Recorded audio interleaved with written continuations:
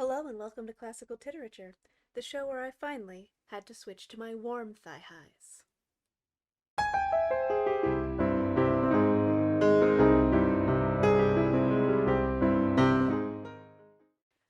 The last time we checked in with Victor Frankenstein, his brother had been killed by the creature, an innocent girl had gone to jail and been executed for the crime of killing his brother, and he took a little sojourn out into the valley.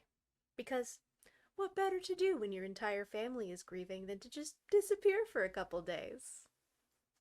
Now, let's see how Victor has fared during his little sojourn. Chapter 10. I spent the following day roaming through the valley. I stood beside the sources of the Arvaron, which take their rise in a glacier that with slow pace is advancing down from the summit of the hills to barricade the valley. The abrupt sides of vast mountains were before me. The icy wall of the glacier overhung me. A few shattered pines were scattered around, and the solemn silence of this glorious presence chamber of imperial nature was broken only by the brawling waves or the fall of some vast fragment, the thunder sound of the avalanche, or the cracking, reverberating along the mountains, of the accumulated ice, which, through the silent working of immutable laws, was ever and anon rent and torn, as if it had been but a plaything in their hands. These sublime and magnificent scenes afforded me the greatest consolation that I was capable of receiving. They elevated me from all littleness of feeling, and, although they did not remove my grief, they subdued and tranquilized it. In some degree, also, they diverted my mind from the thoughts over which it had brooded for the last month. I retired to rest at night. My slumbers, as it were, waited on and ministered to by the assemblance of grand shapes which I had contemplated during the day. They congregated round me, the unstained snowy mountain top, the glittering pinnacle, the pine woods, and ragged bare ravine, the eagle, soaring amidst the clouds. They all gathered round me and bade me be at peace. Where had they fled when the next morning I awoke? All of soul inspiriting fled with sleep, and dark melancholy clouded every thought. The rain was pouring in torrents, and thick mists hid the summit of the mountains, so that I even saw not the faces of those mighty friends. Still, I would penetrate their misty veil and seek them in their cloudy retreats. What were rain and storm to me? My mule was brought to the door, and I resolved to ascend to the summit of Montevert. I remembered the effect that the view of the tremendous and ever-moving glacier had produced upon my mind when I first saw it. It had then filled me with a sublime ecstasy that gave wings to the soul and allowed it to soar from the obscure world to light and joy. The sight of the awful and majestic in nature had indeed always the effect of solemnizing my mind and causing me to forget the passing cares of life. I determined to go without a guide, for I was well acquainted with the path, and the presence of another would destroy the solitary grandeur of the scene. The ascent is precipitous, but the path is cut into continual and short windings, which enable you to surmount the perpendicularity of the mountain. It is a scene terrifically desolate. In 1,000 spots the traces of the winter avalanche may be perceived, where trees lie broken and strewn on the ground. Some entirely destroyed, others bent, leaning upon the jutting rocks of the mountain or transversely upon other trees. The path, as you ascend higher, is intersected by ravines of snow, down which stones continually roll from above. One of them is particularly dangerous, as the slightest sound, such as even speaking in a loud voice, produces a concussion of air sufficient to draw destruction upon the head of the speaker. The pines are not tall or luxuriant, but they are somber, and add an air of severity to the scene. I looked on the valley beneath. Vast mists were rising from the rivers which ran through it, and curling in thick wreaths around the opposite mountains, whose summits were hid in the uniform clouds, while rain poured from the dark sky, and added to the melancholy impression I received from the objects around me. Alas, why does man boast of sensibilities superior to those apparent in the brute? It only renders them more necessary beings. If our impulses were confined to hunger, thirst, and desire, we might be nearly free. But now we are moved by every wind that blows, and a chance word or scene that the word may convey to us. We rest. A dream has power to poison sleep. We rise.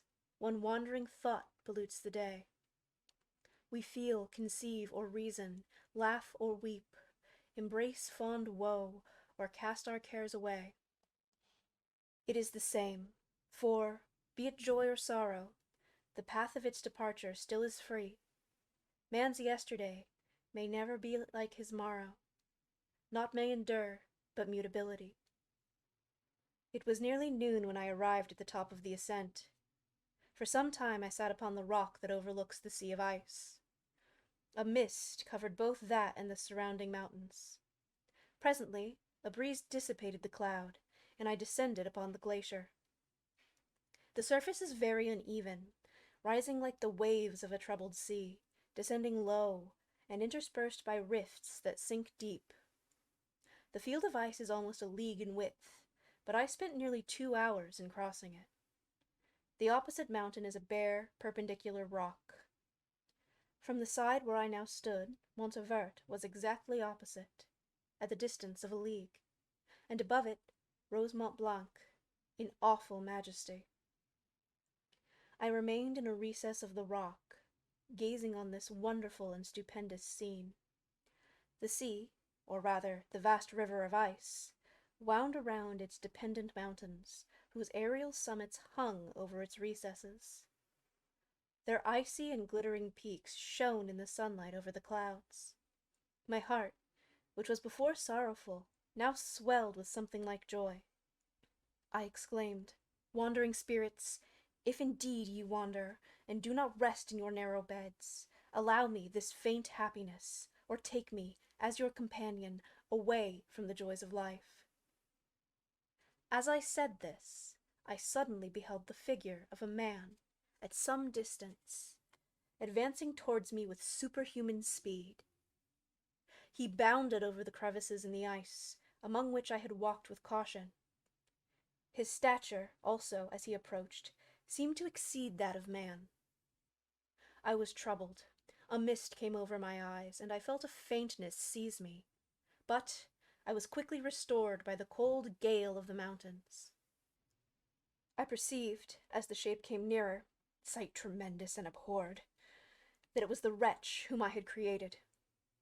I trembled with rage and horror, resolving to wait his approach, and then close him in mortal combat. He approached. His countenance bespoke bitter anguish, combined with disdain and malignity, while its unearthly ugliness rendered it almost too horrible for human eyes. But I scarcely observed this. Rage and hatred had at first deprived me of utterance, and I recovered only to overwhelm him with words expressive of furious detestation and contempt. "Devil!" I exclaimed, "do you dare approach me? And do you not fear the fierce vengeance of my arm wreaked on your miserable head? Begone, vile insect, or rather, stay, that I may trample you to dust. And that I could, with the extinction of your miserable existence, restore those victims who you have so diabolically murdered." "I expected this reception," said the demon. "All men hate the wretched. How, then, I must be hated, who am miserable beyond all living things. Yet you, my creator, detest and spurn me, thy creature, to whom thou art bound by ties only dissolvable by the annihilation of one of us. You purpose to kill me. How dare you sport thus with life? Do your duty towards me, and I will do mine towards you and the rest of mankind. If you will comply with my conditions, I will leave them and you at peace, but if you refuse, I will glut the maw of death until it be satiated with the blood of your remaining friends. Abhorred monster, fiend thou art, the tortures of hell are too mild of vengeance for thy crimes. Wretched devil, you reproach me with your creation. Come on, then, that I may extinguish the spark which I so negligently bestowed. My rage was without bounds. I sprang on him, impelled by all the feelings which can arm one being against the existence of another. He easily eluded me, and said, "Be calm. I entreat you to hear me, before you give vent to your hatred on my devoted head. Have I not suffered enough, that you seek to increase my misery? Life, although it may only be an accumulation of anguish, is dear to me, and I will defend it. Remember, thou hast made me more powerful than thyself. My height is superior to thine, my joints more supple. But I will not be tempted to set myself in opposition to thee. I am thy creature, and I will be even mild and docile to my natural lord and king, if thou wilt also perform thy part, the which thou owest me. O Frankenstein, be not equitable to every other, and trample upon me alone, to whom thy justice, and even thy clemency and affection, is most due. Remember that I am thy creature. I ought to be thy Adam, but I am rather the fallen angel, whom thou drivest from joy, for no misdeed. Everywhere I see bliss, from which I alone am irrevocably excluded. I was benevolent and good. Misery made me a fiend. Make me happy, and I shall again be virtuous. Begone! I will not hear you. There can be no community between you and me. We are enemies. Begone, or let us try our strength in a fight in which one must fall. How can I move thee? Will no entreaties cause thee to turn a favorable eye upon thy creature, who implores thy goodness and compassion? Believe me, Frankenstein, I was benevolent. My soul glowed with love and humanity. But am I not alone? Miserably alone? You, my creator, abhor me. What hope can I gather from your fellow creatures, who owe me nothing? They spurn and hate me. The desert mountains and dreary glaciers are my refuge. I have wandered here many days. The caves of ice, which I only do not fear, are a dwelling to me, and the only one which man does not grudge. These bleak skies I hail, for they are kinder to me than your fellow beings. If the multitude of mankind knew of my existence, they would do as you do, and arm themselves for my destruction. Shall I not then hate them who abhor me? I will keep no terms with my enemies. I am miserable, and they shall share my wretchedness. Yet it is in your power to recompense me, and deliver them from an evil which it only remains for you to make so great, that not only you and your family, but thousands of others, shall be swallowed up in the whirlwinds of its rage. Let your compassion be moved, and do not disdain me. Listen to my tale. When you have heard that, abandon or commiserate me, as you shall judge that I deserve. But hear me. The guilty are allowed, by human laws, bloody as they are, to speak in their own defense before they are condemned. Listen to me, Frankenstein. You accuse me of murder, and yet you would, with a satisfied conscience, destroy your own creature. Oh, praise the eternal justice of man. Yet I ask you not to spare me. Listen to me, and then, if you can, and if you will, destroy the work of your hands. Why do you call to my remembrance, I rejoined, circumstances of which I shudder to reflect, that have been the miserable origin and author? Cursed be the day, abhorred devil, in which you first saw light. Cursed, although I curse myself, be the hands that formed you. You have made me wretched beyond expression. You have left me no power to consider whether I am just to you or not. Begone. Relieve me from thy sight of your detested form." "Thus I relieve my Creator," he said, and placed his hated hands before my eyes, which I flung from me with violence. "Thus I take from thee a sight which you abhor. Still thou canst listen to me and grant me thy compassion. By the virtues that I once possessed, I demand this from you. Hear my tale. It is long and strange, and the temperature of this place is not fitting to your fine sensations. Come to the hut upon the mountain. The sun is yet high in the heavens. Before it descends to hide itself beyond yon snowy precipices and illuminate another world, you will have heard my story and can decide. On you it rests, whether I quit forever the neighborhood of man and lead a harmless life, or become the scourge of your fellow creatures and the author of your own speedy ruin." As he said this, he led the way across the ice. I followed. My heart was full, and I did not answer him. But as I proceeded, I weighed the various arguments that he had used, and determined at least to listen to his tale. I was partly urged by curiosity, and compassion confirmed my resolution. I had hitherto supposed him to be the murderer of my brother, and I eagerly sought a confirmation or denial of this opinion. For the first time, also, I felt what the duties of a creator towards his creature were, and that I ought to render him happy before I complained of his wickedness. These motives urged me to comply with his demand. We crossed the ice, therefore, and descended the opposite rock. The air was cold, and the rain again began to descend. We entered the hut, the fiend with an air of exultation, I with a heavy heart and depressed spirits. But I consented to listen, and seating myself by the fire which my odious companion had lighted, he thus began his tale.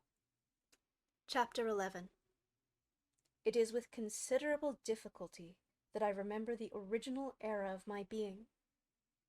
All the events of that period appear confused and indistinct. A strange municipality of sensations seized me, and I saw, felt, heard, and smelt at the same time, and it was, indeed, a long time before I learned to distinguish between the operations of my various senses. By degrees, I remember, a stronger light pressed upon my nerves, so that I was obliged to shut my eyes. Darkness then came over me, and troubled me, but hardly had I felt this when, by opening my eyes, as I now supposed, the light poured in upon me again. I walked, and, I believe, descended, but I presently found a great alteration in my senses. Before, dark and opaque bodies had surrounded me, impervious to my touch or sight, but I now found that I could wander on at liberty, with no obstacles which I could either surmount or avoid.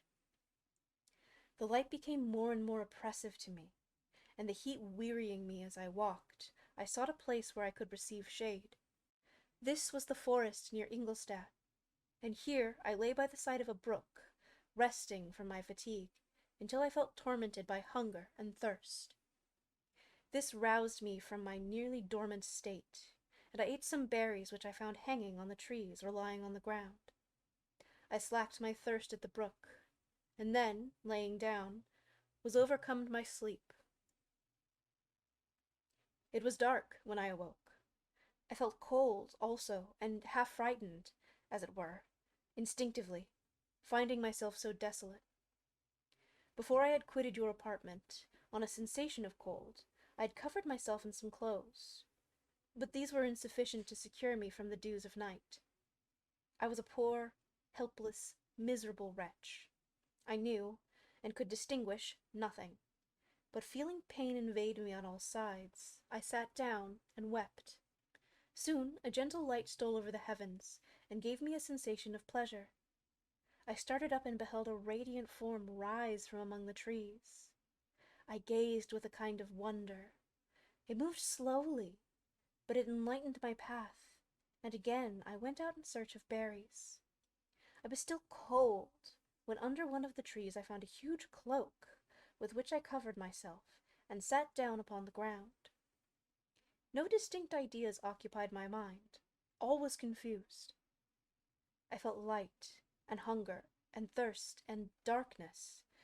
Innumerable sounds rang in my ears, and on all sides various scents saluted me. The only object that I could distinguish was the bright moon, and I fixed my eyes on that with pleasure.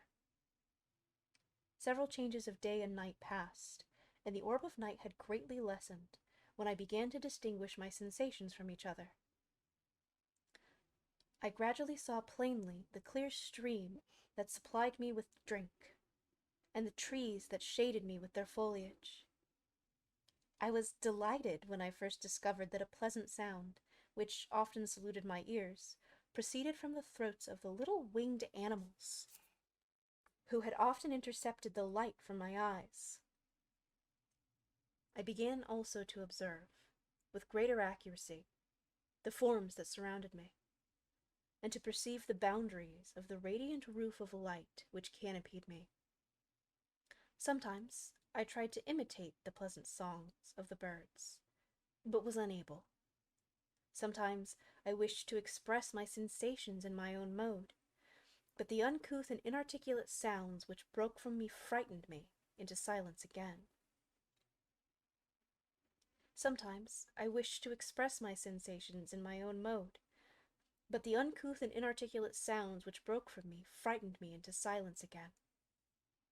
The moon had disappeared from the night, and again, with a lessened form, showed itself, while I still remained in the forest. My sensations had by this time become distinct, and my mind received every day additional ideas. My eyes became accustomed to the light, and to perceive objects in their right forms. I distinguished the insect from the herb, and by degrees one herb from another. I found that the sparrow uttered none but harsh notes, whilst those of the blackbird and thrush were sweet and enticing. One day, when I was oppressed by cold, I found a fire which had been left by some wandering beggars, and was overcome with delight at the warmth I experienced from it. In my joy, I thrust my hand into the live embers, but quickly drew it out again with a cry of pain. How strange, I thought, that the same cause should produce such opposite effects. I examined the materials of the fire, and to my joy found it to be composed of wood. I quickly collected some branches, but they were wet and would not burn. I was pained at this, and sat still watching the operation of the fire. The wet wood which I had placed near the heat dried, and itself became inflamed. I reflected on this, and by touching the various branches, I discovered the cause, and busied myself in collecting a greater quantity of wood, that I might dry it and have a plentiful supply of fire. When night came on and brought sleep with it, I was in the greatest fear lest my fire should be extinguished. I covered it carefully with dry wood and leaves, and placed wet branches upon it, and then, spreading my cloak, I lay on the ground and sunk into sleep. It was morning when I awoke, and my first care was to visit the fire. I uncovered it, and a gentle breeze quickly fanned it into a flame. I conserved this also, and contrived a fan of branches, which roused the embers when they were nearly extinguished. When night came again, I found, with pleasure, that the fire gave light as well as heat, and that the discovery of this element was useful to me in my food, for I found some of the offals that the travelers had left had been roasted, and tasted much more savory than the berries I gathered from the trees. I tried, therefore, to dress my food in the same manner, placing it on the live embers. I found that the berries were spoiled by this operation, and the nuts and roots much improved. Food, however, became scarce, and I often spent the whole day searching in vain for a few acorns to assuage the pangs of hunger. When I found this, I resolved to quit the place that I had hitherto inhabited, to seek for one where the few wants I experienced would be more easily satisfied. In this emigration, I exceedingly lamented the loss of the fire which I had obtained through accident, and knew not how to reproduce it. I gave several hours to the serious consideration of this difficulty, but I was obliged to relinquish all attempts to supply it, and, wrapping myself up in my cloak, I struck across the woods towards the setting sun. I passed 3 days in these rambles, and at length discovered the open country. A great fall of snow had taken place the night before, and the fields were of one uniform white. The appearance was disconsolate, and I found my feet chilled by the cold damp outside that covered the ground. It was almost 7 in the morning, and I longed to obtain food and shelter. At length I perceived a small hut, on a rising ground, which had doubtless been built for the convenience of some shepherd. This was a new sight to me, and I examined the structure with great curiosity. Finding the door open, I entered. An old man sat in it, near a fire, over which he was preparing his breakfast. He turned on hearing a noise, and, perceiving me, shrieked loudly, and quitted the hut, ran across the fields with a speed of which his debilitated form hardly appeared capable. His appearance, different from any I had ever before seen, and his flight somewhat surprised me. But I was enchanted by the appearance of the hut. Here the snow and rain could not penetrate. The ground was dry, and it presented to me then as exquisite and divine a retreat as pandemonium appeared to the demons of hell after their sufferings in the lake of fire. I greedily devoured the remnants of the shepherd's breakfast, which consisted of bread, cheese, milk, and wine. The latter, however, I did not like. Then, overcome by fatigue, I lay down among some straw and fell asleep. It was noon when I awoke, and, allured by the warmth of the sun, which shone brightly on the white ground, I determined to recommence my travels, and, depositing the remains of the peasant's breakfast in a wallet I found, I proceeded across the field for several hours, until at sunset I arrived at a village. How miraculous did this appear! The huts, the neater cottages, and the stately houses encouraged my admiration by turns. The vegetables in the gardens, the milk and cheese that I saw placed at the windows of some of the cottages, allured my appetite. One of the best of these I entered, but I had hardly placed my foot within the door before the children shrieked, and one of the women fainted. The whole village was roused. Some fled, some attacked me, until, grievously bruised by stones and many other kinds of missile weapons, I escaped to the open country and fearfully took refuge in a low hovel, quite bare, and making a wretched appearance after the palaces I had beheld in the village. This hovel, however, joined a cottage of a neat and pleasant appearance. But, after my late dearly bought experience, I dared not enter it. My place of refuge was constructed of wood, but so low that I could with difficulty sit upright in it.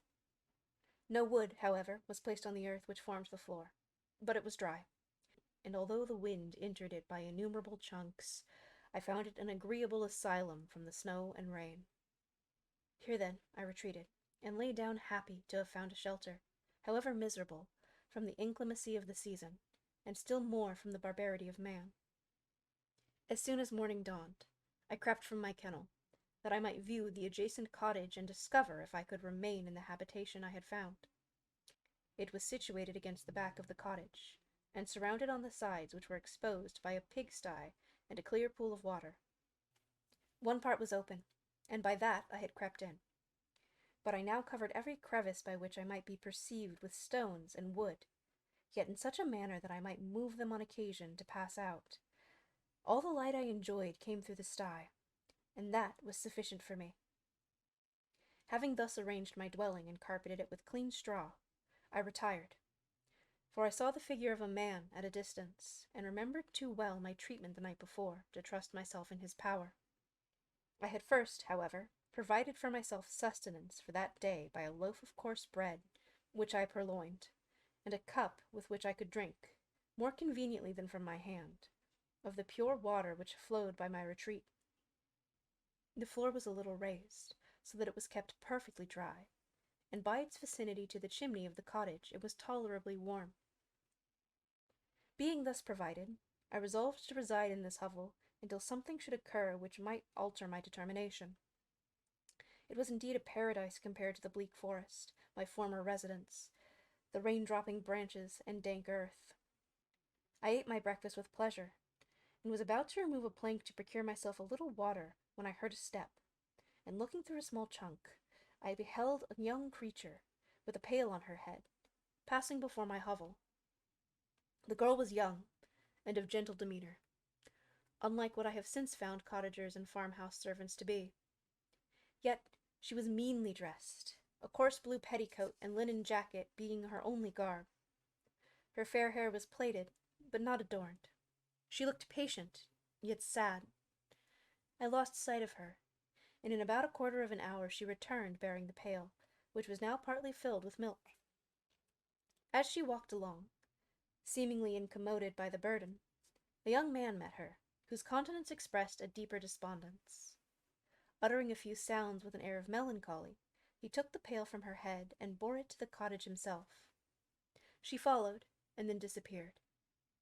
Presently I saw the young man again, with some tools in his hand, cross the field behind the cottage, and the girl was also busied, sometimes in the house and sometimes in the yard. On examining my dwelling, I found that one of the windows of the cottage had formerly been occupied by a part of it, but the panes had been filled up with wood. In one of these was a small and almost imperceptible chink, through which the eye could just penetrate. Through this crevice a small room was visible, whitewashed and clean, but very bare of furniture. In one corner, near a small fire, sat an old man, leaning his head on his hands in a disconsolate attitude. The young girl was occupied in arranging the cottage, but presently she took something out of a drawer, which employed her hands, and she sat down beside the old man, who, taking up the instrument, began to play, and produced sounds sweeter than the voice of the thrush or the nightingale. It was a lovely sight, even to me, poor wretch, who had never beheld aught beautiful before. The silver hair and benevolent countenance of the aged cottager won my reverence, while the gentle manners of the girl enticed my love. He played a sweet, mournful air, which I perceived drew tears from the eyes of his amiable companion, of which the old man took no notice until she sobbed audibly.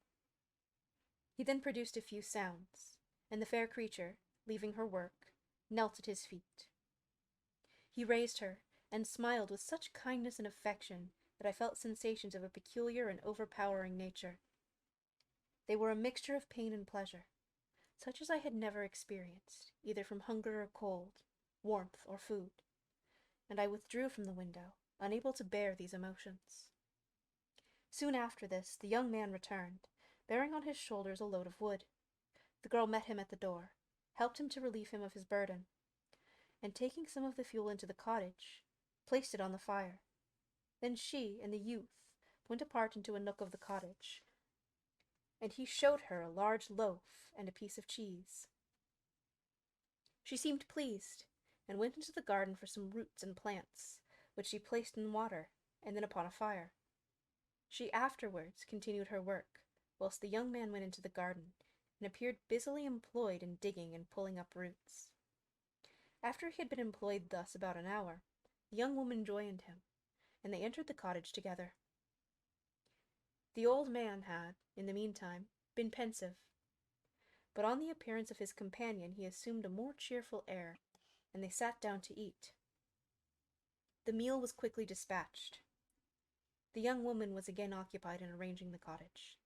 The old man walked before the cottage in the sun for a few minutes, leaning on the arm of the youth. Nothing could exceed in beauty the contrast between those two excellent creatures. One was old, with silver hairs and a countenance beaming with benevolence and love. The younger was slight and graceful in his figure, and his features were molded with the finest symmetry. Yet his eyes and attitude expressed the utmost sadness and despondency. The old man returned to the cottage, and the youth, with tools different from those he had used in the morning, directed his steps across the fields. Night quickly shut in, but to my extreme wonder, I found that the cottagers had a means of prolonging light by the use of tapers, and was delighted to find that the setting of the sun did not put an end to the pleasure I experienced in watching my human neighbors.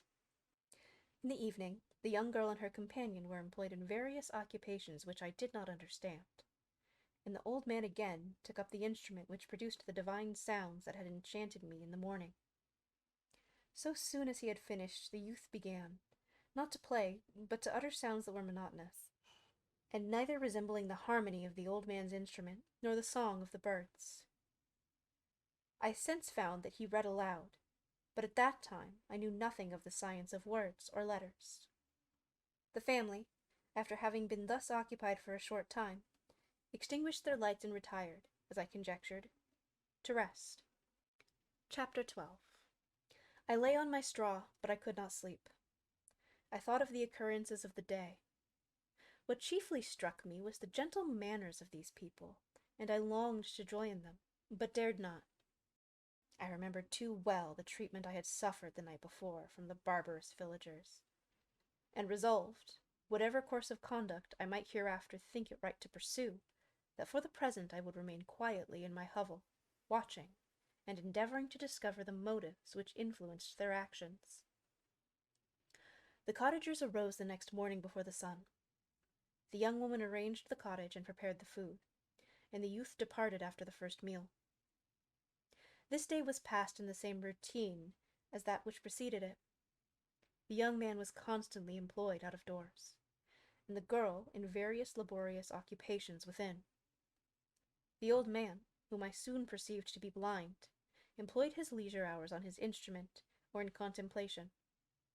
Nothing could exceed the love and respect which the young cottagers exhibited towards their venerable companion. They performed towards him every little office of affection and duty with gentleness, and he rewarded them by his benevolent smiles. They were not entirely happy. The young man and his companion often went apart, and appeared to weep. I saw no cause for their unhappiness, but I was deeply affected by it. If such lovely creatures were miserable, it was less strange that I, an imperfect and solitary being, should be wretched.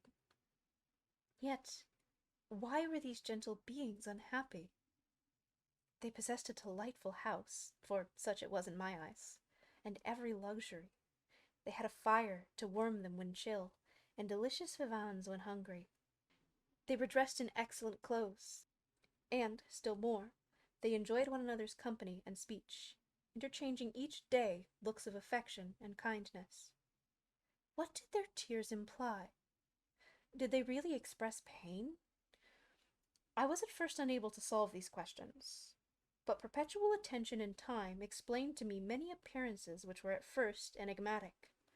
A considerable period elapsed before I discovered one of the causes of the uneasiness of this amiable family. It was poverty, and they suffered that evil in a very distressing degree. Their nourishment consisted entirely of the vegetables of their garden and the milk of one cow, which gave very little during the winter, when its masters could scarcely procure food to support it.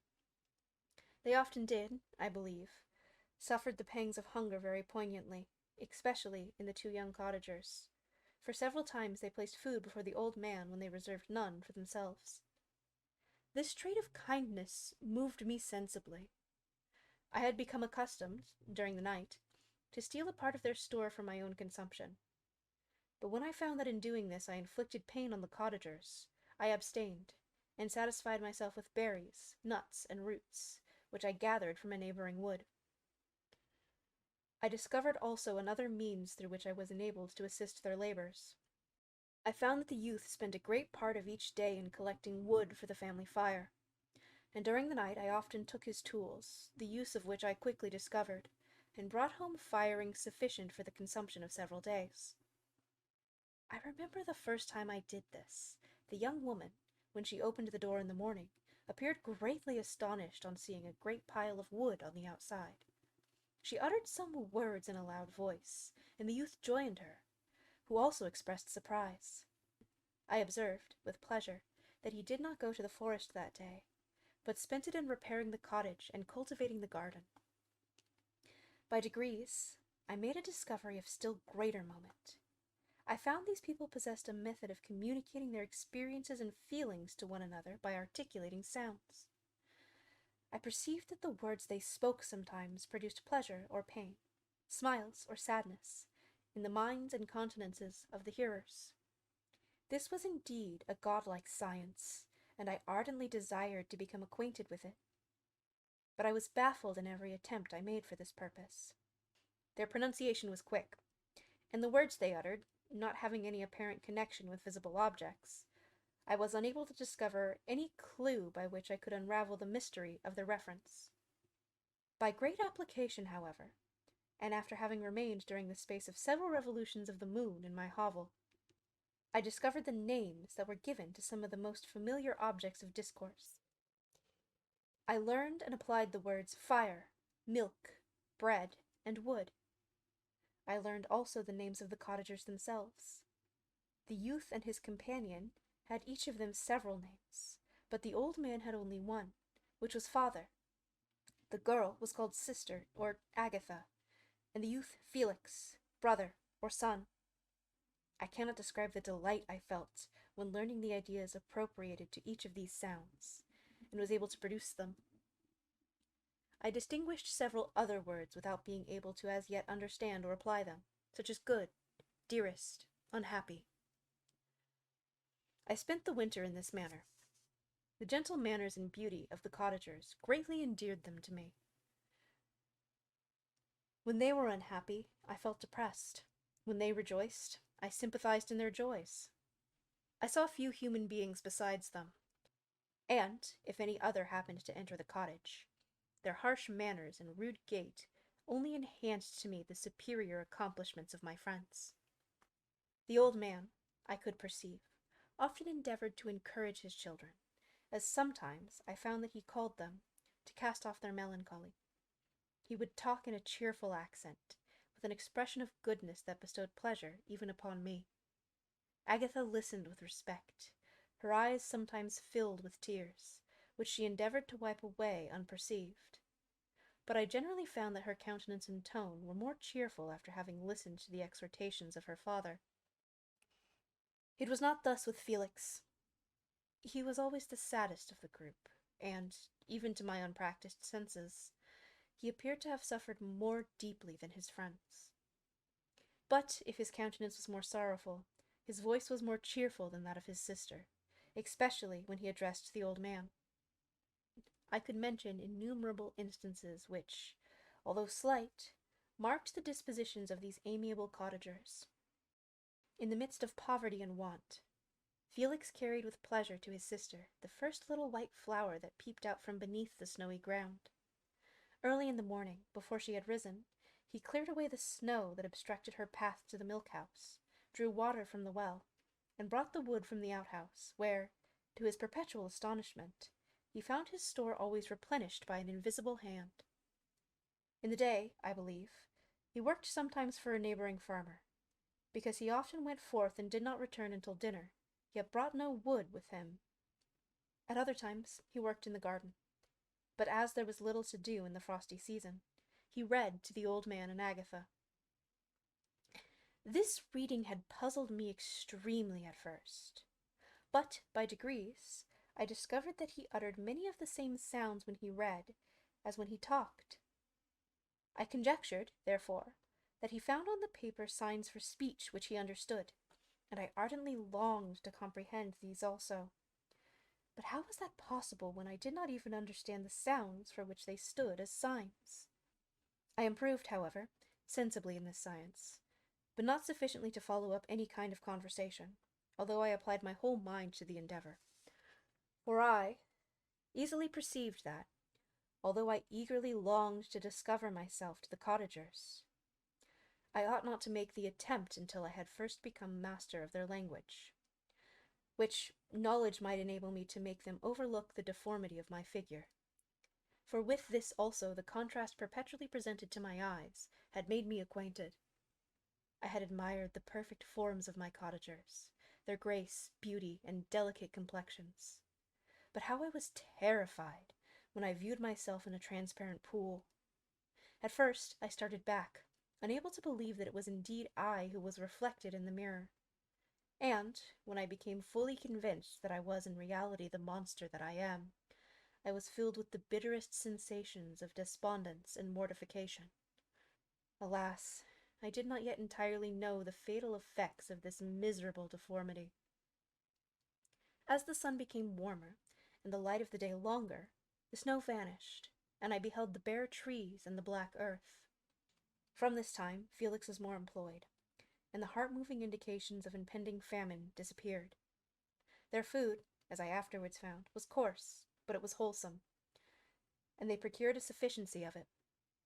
Several new kinds of plants sprang up in the garden, which they dressed, and these signs of comfort increased daily as the season advanced.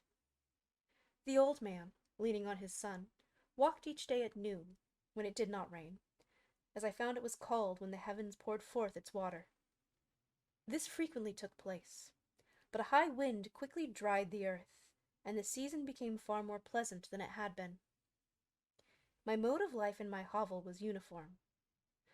During the morning I attended the motions of the cottagers, and, when they were dispersed in various occupations, I slept. The remainder of the day was spent in observing my friends. When they had retired to rest, if there was any moon, or the night was starlight, I went into the woods and collected my own food and fuel for the cottage. When I returned, as often as it was necessary, I cleared their path from snow, and performed those offices that I had seen done by Felix. I afterwards found that these labors, performed by an invisible hand, greatly astonished them, and once or twice I heard them, on these occasions, utter the words, "Good spirit," "wonderful," but I did not understand the signification of these terms. My thoughts now became more active, and I longed to discover the motives and feelings of these lovely creatures. I was inquisitive to know why Felix appeared so miserable and Agatha so sad. I thought, foolish wretch, that it might be in my power to restore happiness to these deserving people. When I slept, or was absent, the forms of the venerable blind father, the gentle Agatha, and the excellent Felix flitted before me. I looked upon them as superior beings, who would be the arbiters of my future destiny. I formed in my imagination 1,000 pictures of presenting myself to them, and their reception of me. I imagined that they would be disgusted, until, by my gentle demeanor and conciliating words, I should first win their favor, and afterwards their love. These thoughts exhilarated me, and led me to apply with fresh ardor to acquiring the art of language. My organs were indeed harsh, but supple, and although my voice was very unlike the soft music of their tones, yet I produced such words as I understood with tolerable ease. It was as the ass and the lapdog, yet surely the gentle ass, whose intentions were affectionate, although his manners were rude, deserved better treatment than blows and execration. The pleasant showers and genial warmth of spring greatly altered the aspect of the earth. Men, who before this change seemed to have been hid in caves, dispersed themselves, and were employed in various arts of cultivation. The birds sang in more cheerful notes, and the leaves began to bud forth on the trees. Happy, happy earth, fit habitation for gods, which, so short a time before, was bleak, damp, and unwholesome. My spirits were elevated by the enchanting appearance of nature. The past was blotted from my memory.